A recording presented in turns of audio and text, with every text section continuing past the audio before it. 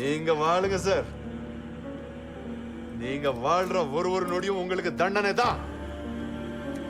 தமிழ் சினிமாவின் முதல் பேய் படம். தாய் புலி தன் குட்டியின் கழுத்தை கவும் லாவகத்தின் கலை எனக்கு கைவரவில்லை. என் பிள்ளை குமாரியை நானே கொன்றுவிட்டேன். என் பாவத்திற்கான சம்பளத்தை நானே தேடிக்கொள்கிறேன். இந்த முகத்தை பார்த்தால் யாருக்காவது வெறுப்பு வருமா?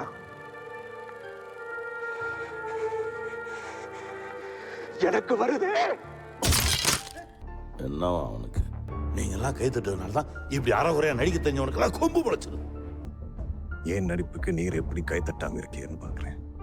சாவ கிட்டத்துல பார்த்த யாருமே வாழ்க்கையில கிடைக்கிற ஒவ்வொரு நொடியும் வாழ்ந்து பார்த்துடணும்னு ஆசைப்படுவாங்க. எல்லாமே நடிப்பு. காதலிக்க உண்மையா இருக்க தெரியணும். இவனுக்கு உண்மையா இருக்க தெரியாது. என் கிட்ட இருந்து என்ன வேணாலும் பறிக்கலாம். ஆனா நானே கட்டி எழுப்பின என் உயரத்தை முடியாது. நல்லா ஏமாத்த தெரியும். சுயநலவாதி. அவரை சுட்டுக்கிட்டாரா? உன்னை காப்பாத்த புரிஞ்சுக்கிறதுக்கு வேணா தொல்காப்பியமா? திருட்டுப்பாய். கல்யாணம் வரைக்கும் ஏன் போற? கர்ப்பமா இருக்கேன்னு போய் சொல்லு. நான் கூட இருக்கணும்ல. இருக்க மாட்டான். உன்னை வெட்டி விட தான் பார்ப்பான். எல்லாமே உங்ககிட்ட இருந்து கத்துக்கிட்டதுதான். கண்ணை இங்கே தான் ஒளிச்சு வச்சிருக்காரு. அப்போவே உடைக்கலான்னு சொன்னேன். கேட்டால் குற்றவாளி தப்பிச்சிருவா. நீங்கள் இவர் தான் குற்றவாளி. அவரே கைப்பட எழுதியிருக்காரு. மகாதேவா,